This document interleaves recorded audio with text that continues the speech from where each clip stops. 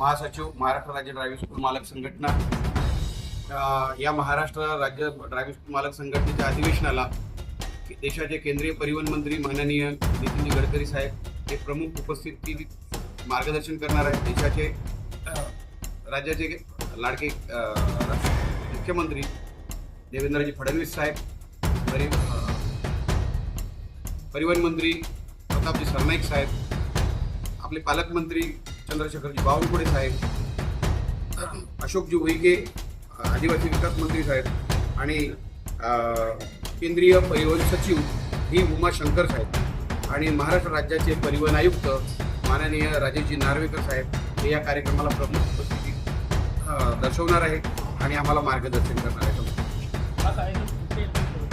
हा कार्यक्रम 1 ऑगस्ट 2026 रोजी शनिवारी रविवारी सुरेश भट सभागृह रेशीमबाग नागपूर येथे आहे।